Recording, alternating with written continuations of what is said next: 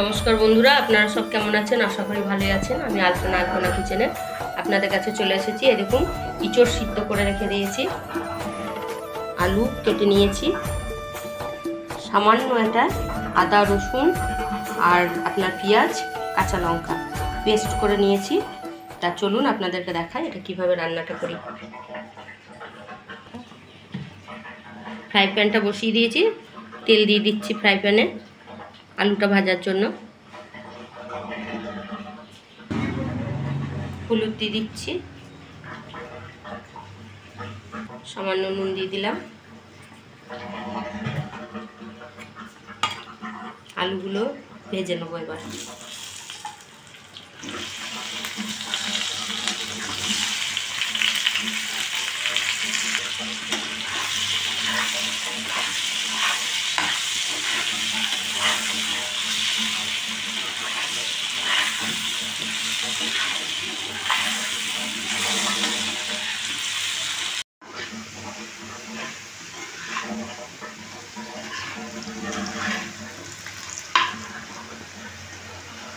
আলুগুলো আর একটু ভাজা হবে সামান্য।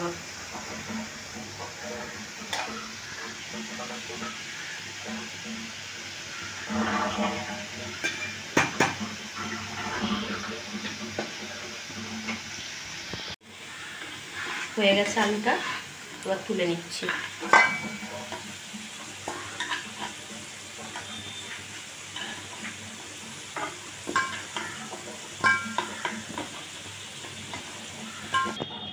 ইঁচড়গুলো সেদ্ধ করা ইঁচড় এই তেলে একটু নেড়ে দিচ্ছি।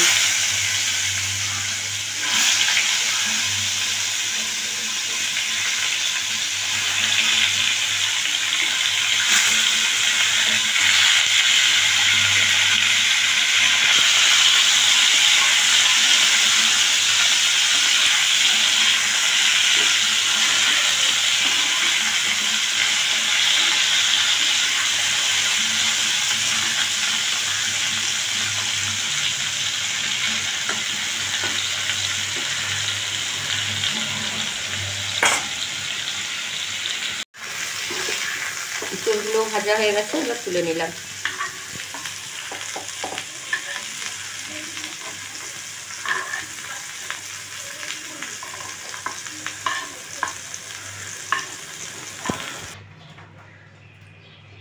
দেখুন, গোটা গরম মশলা, লবঙ্গ, এলাচ, একটু দারচিনি দিয়ে দিলাম তেলে।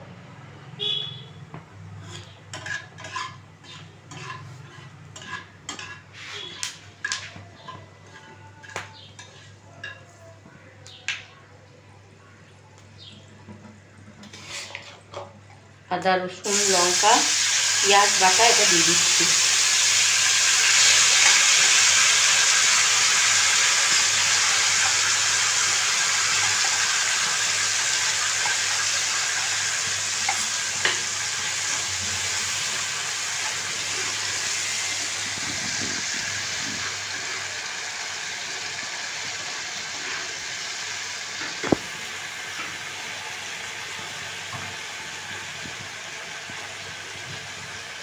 হলুদ দিয়ে দিলাম সামান্য,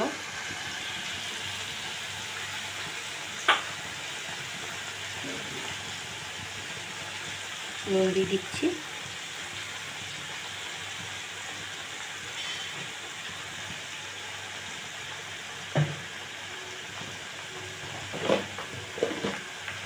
সামান্য মিষ্টি দিয়ে দিলাম।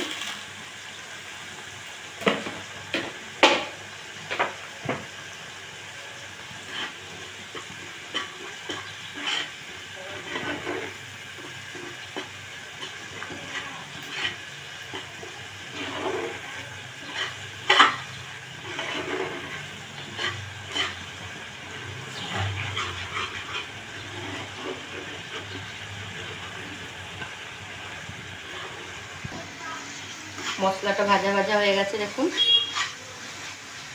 এবার দই দিয়ে দিচ্ছি এটাই।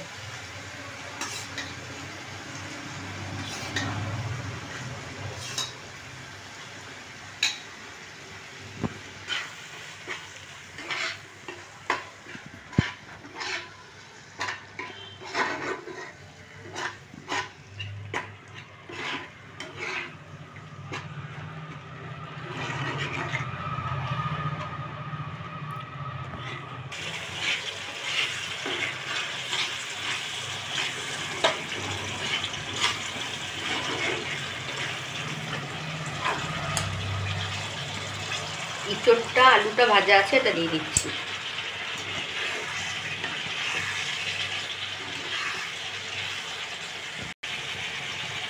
জল দিয়ে দিচ্ছি।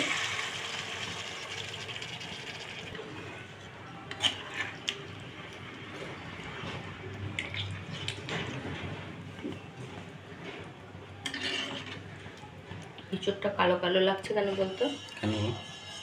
এটা বাজার থেকে কেটে এনেছে না, আমরা বাড়িতে কাটলে কি হলুদ জলে ভিজিয়ে দিই, এটা বাজার থেকে কেনা না, হলুদ জলে ভেজায়নি, যার জন্য কষ্টটা কালো কালো লাগছে দেখতে। এটাই লঙ্কা গুঁড়ো টুড়ো কিচ্ছু দেবো না, এইভাবেই হবে হালকার উপরে। এটা মিষ্টিটা দেওয়ার কারণ টক দই দিয়েছি, যার জন্য মিষ্টিটা দিয়েছি।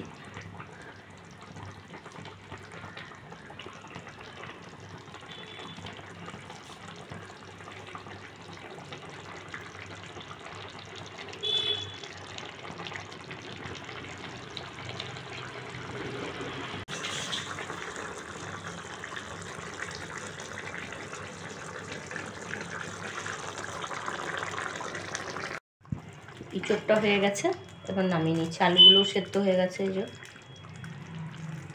নামিয়ে নিচ্ছি।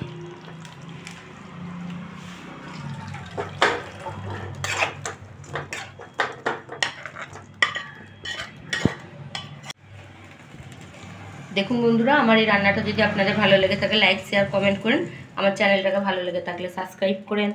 আবার আসবো আপনাদের কাছে অন্য কোনো রান্না নিয়ে। আপনারা সব ভালো থাকুন, আশা করি ভালো থাকবেন। নমস্কার বন্ধুরা।